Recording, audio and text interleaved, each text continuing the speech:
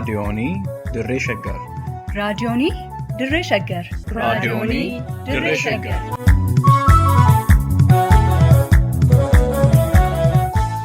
Raadiyoonii Dirree Shaggar. Raadiyooniin Dirree Shaggar torbaan guutuu guyyoodhaan galgalatti sa'aatii tokkorraa eegalee amma sa'aatii tokkoof walakkaatti dambalii gabaabaa meetir baandii 19 kiiloo heerzii 15,415 irratti qophii dabarsuu amma jalqaba. Raadiyoonii Dirree Shaggar.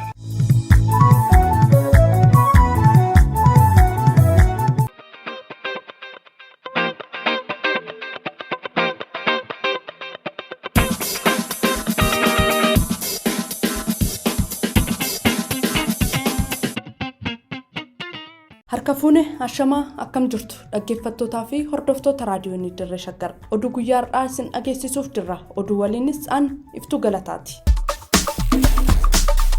Yuunivarsiitii Jimmaatti moojuliin gosa barnootaa xiin hawaasummaa uummata Itoophiyaa jedhuuf qophaa'e keessatti seenaan sobaa uummata Oromoo xiqqeessuuf dhiyaate komii kaase. Ajajaa itti aanaa waraana bilisummaa Oromoo Gammachuu Abbooyyee Oromoon waraana jabaa yoo qabaate naannoo gaanfa Afrikaatti kabajamuu bira darbee wabii saboota ollaasaa ta'uu danda'a jedhe. Kaabinoonni godina Arsii Bahaa lakkoofsaan 32 ta'an waraana bilisummaa Oromoon booji'amuun ibsame. Sababa dirqama ba'uu jedhuun konkolaattota meeshaa fe'an dirqamaan gara kaabaatti ergaa jiraachuun ibsame. Kanneen jedhan isin biraan gahaa amma xumuraatti nu waliin tura.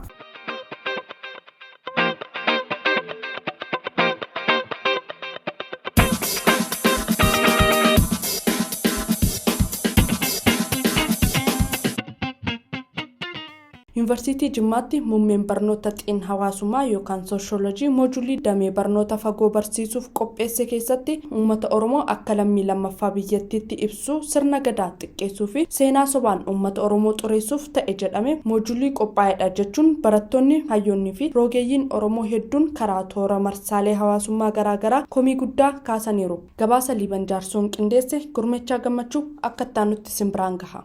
Yuunivarsiitii Jimmaatti muummeen barnoota xiin hawaasummaa moojulii gosa barnootaa xiin hawaasummaa uummata Itoophiyaa jedhamu irratti barsiisuuf tibbana qopheesse kana keessatti lixaa fi giddugaleessi Oromiyaa uummanni Oromoo biyya isaanii lafa dakee kibba fagoorraa dhufanii osoo hin qubatin duraa lafa Amaaraa ture kan jedhu yoo ta'u, barattoonni Yuunivarsiitii Jimmaa qabiyyee moojuliin kun qabatee ba'e erga hubatanii booda Yuunivarsiitiin Jimmaa dhimmicha ilaalchisee deebii akka kennuuf mormii guddaa taasisaniiru. Yuunivarsiitiin Jimmaas komii guddaa moojulii kanaa hordofuun karaa marsaalee hawaasummaa adda addaa gaggeeffamaa ture ilaalchisuun ibsa fulbaana 22 bara 2022 toora feesbuukii isaa irratti baaseen barruun moojulicha keessatti seenaa Oromoon wal qabatee ba'e ejjennoo Yuunivarsiitii Jimmaa kan hin calanqisiisne ta'uu fi barreessaan moojulichaa fi qaamoleen moojulicha kana qopheessuu keessaa shoora qaban akka gaafataman beeksiseera. Pireezidaantiin Yuunivarsiitii Jimmaa Dr. Jamaal Abbaa Fiixaa xalayaa fulbaana 22 bara 2022 itti aanaa pireezidaantii dhimmoota akaadaamii Yuunivarsiitii Jimmaaf barreesseen muummee xiin hawaasummaan sagantaa barnoota fagoo kennamu irratti moojuliin gosa barnoota xiin hawaasummaa uummata Itoophiyaaf qophaa'ee barattootaaf raabsame seenaa uummata Oromootiin wal qabatee xiinxalli kenname dogoggoraa fi seermaleessa waan ta'eef tarkaanfii hatattamaa akka fudhatamu ajaja dabarseera. Pireezidaantiin Yuunivarsiitii Jimmaa ajaja dhimmoota akaadaamii Yuunivarsiitichaaf dabarse kana keessatti moojuliin gosa barnoota xiin hawaasummaa uummata Itoophiyaaf qophaa'e kun seenaa uummata Oromoo irratti xiinxala dogoggoraa fi seera maleessa kennuun wal qabatee murteewwan barreessicha hatattamaan gaafatamummaaf dhiyeessuuti hanga moojuloota raabsaman deebisanii sassaabutti akka fudhatamanis ibseera. Bulchiinsi mootummaa Bilxiginnaa waggoota 3 darbaniif imaammannii fi poolisiin sirna barnoota wal qabatee baasaa jiru eenyummaa, aadaa, duudhaa fi seenaa sabaa fi sablammoota biyyattii ukkaamsee sirnoota dullooman leellisaa jiraachuunis komii guddaa kaasaa jira. Kitaabileen barattootaa barnoota sadarkaa tokkoffaa fi lammaffaa keessatti bifa haaraan raabsamaa jiranilleen akeeka seenaa eenyummaa fi duudhaa sabaa fi sablammoota biyyattii deebisanii ukkaamsuun adeemsa keessa biyya afaan amantii fi aadaa tokkoo ijaaruu qaba jedhamees qeeqamaa jira. sirna eebba loltoota haaraa waraanni bilisummaa Oromoo zoonii kibbaa leenjisaa ture irratti ajajaa itti aanaan waliigalaa waraana bilisummaa Oromoo Gammachuu Abbooyyee uummanni Oromoo waraana jabaa yoo qabaate biyya isaatiin alatti naannoo gaanfa Afrikaattis kabajamee jiraachuu fi saboota ollaa isaatiifis wabii ta'uuf waraana jabaa ijaarrachuu akka qabu dubbataniiru. Humna waraanaa jabaa qabaachuun hagam akka uummata kabachiisu muuxannoo biyyoota addunyaa kaasuun keessummootaa fi eebbifamtoota sagantaa eebba loltoota haaraa waraana bilisummaa Oromoo zoonii kibbaa irratti kan dubbatan itti aanaan ajajaa waliigalaa waraana bilisummaa Oromoo Gammachuu Abbooyyee uummanni Oromoo naannoo gaanfa Afrikaatti kabajamee jiraachuu kan danda'u humna waraanaa jabaa fi siyaasaan yoo jabaate qofa jedhaniiru.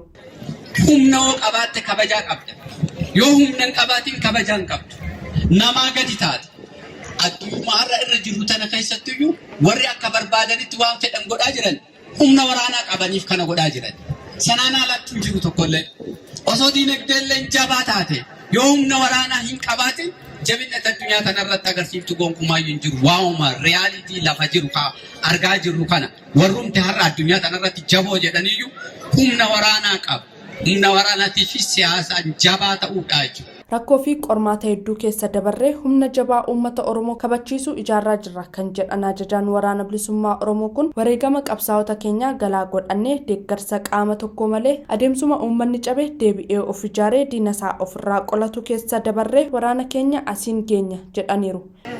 Mar tokkoon bakka kanan geenye galata rabbiiti waaqayyoonis waan cufaa nu laalee wareegama jaallan keenya qaqqaalii hedduu nuuf laalee hafuuraan nu bir dhaabbate osoo gargaarsi tokkoon qabaate osoo haalagaan nu gargaarin Oromoon osoo guutumaa guutuutti nu bira dhaabbatin waaqayyoon nu gargaare rabbiin isa sana nu hirreegate har'a sadarkaa humna gara loltuu jabbummaatitti yookaan saba keenya kabachiisuutti tartaafataa jira.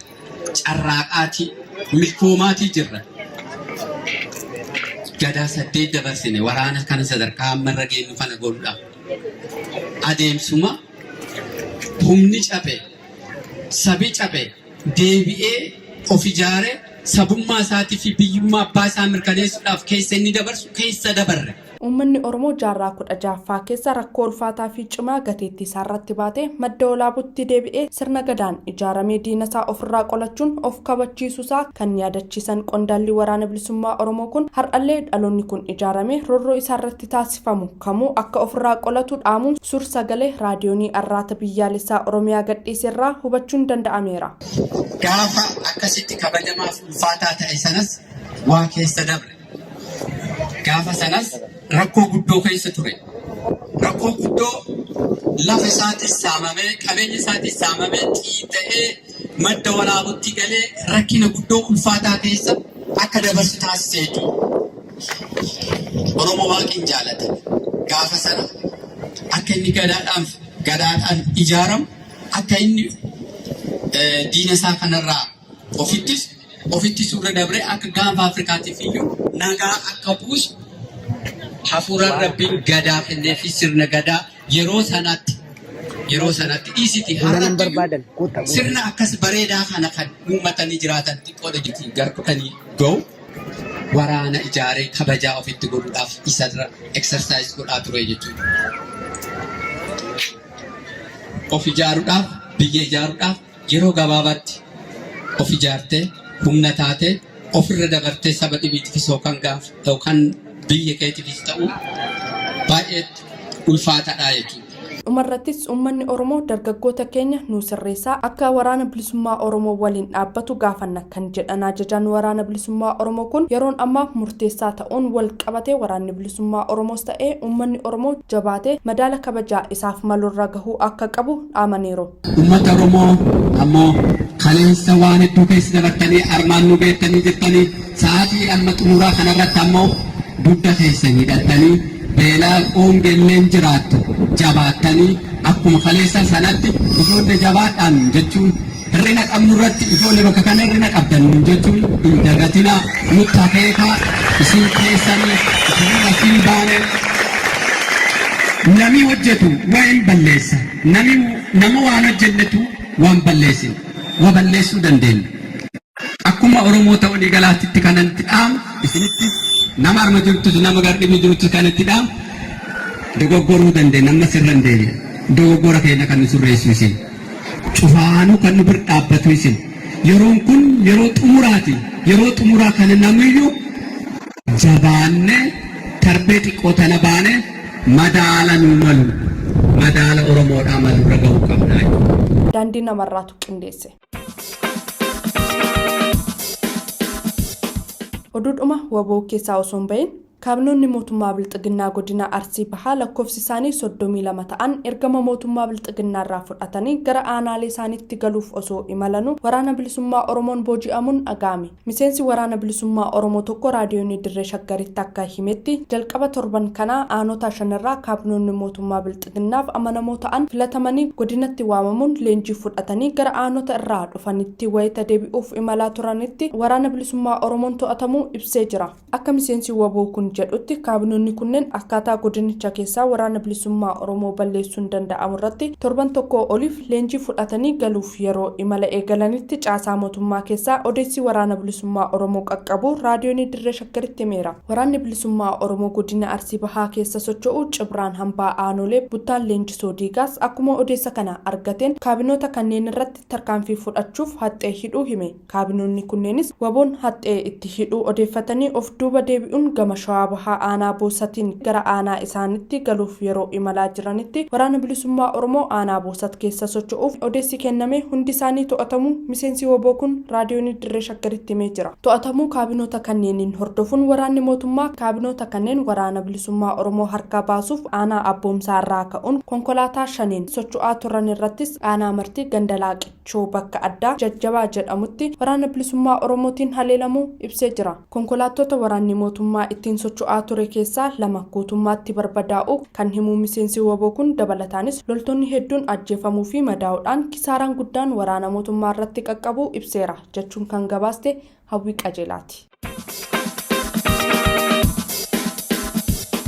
Magaalaa Finfinnee keessatti sababa dirqama ba'uu jedhuun konkolaattota meeshaa garaagaraa fe'an dirqamaan bakka dhaabbatanii jiraniin waraanaan marsanii fuudhuun gara naannoo Amaaraatti ergaa jiraachuun dhaga'ame. Maddi keenya biroo geejjiba federaalaa keessa hojjetuu fi nageenya isaatiif jecha eenyummaa isaa ibsuu hin barbaanne tokko raadiyoonii Dirree Shaggaritti akka himetti fulbaana 22 bara 2022 kutaa bulchiinsa Qaaqii Qaallitti jamoo tokkoffaa fi jamoo lammaffaa keessa qofaa konkolaattota wal harkisan kanneen lakkoofsi isaanii 44 ta'an dirqamaaf barbaadamtan jechuun waraanaan marsanii fuudhanii deemuu ibsee jira. Akka namni kun jedhutti konkolaattonni meeshaa fe'an sa'aatii eeyyamiifiin ala magaalaa Finfinnee keessa yeroo barbaadan socho'uun dhorkamee turuu eeranii hanga yeroon isaaniif eeyyamame ga'utti karaa qarqara hiriira galanii akka dhaabbatan dubbatu. Karaa gubbaa hiriira galanii dhaabbachuu konkolaattota kanneeniin akka carraatti fayyadamanii yoo biyyi nagaa taate qofa jiruu dhuunfaa keessanii hojjettu jechuun meeshaalee loojistiikii adda addaa waraanaaf gara kaabaa akka geessaniif konkolaataa wal harkisuu 44 fedhii konkolaachiftootaa malee dirqamaan dorsisanii gamas erguu raadiyoonii Dirree Shaggaritti himee jira. Konkolaattonni kunneen galgaluma gaafa sanaa halkan keessa naannoo sa'aatii 2 irraa eegaluun waan itti fe'an baatanii gara naannoo Amaaraatti imala akka eegalan maddi keenya haalicha quba qabu ibsee jira.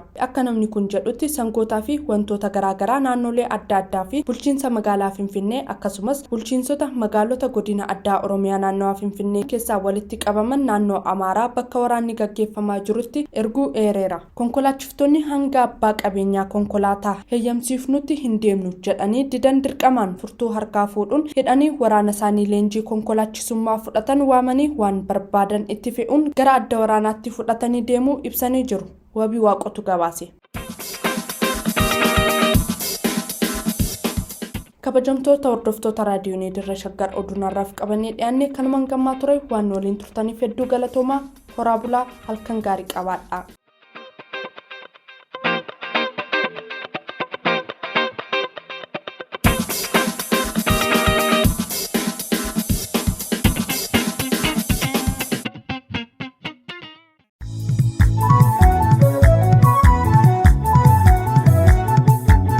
raadiyoonii Dirree Shaggar.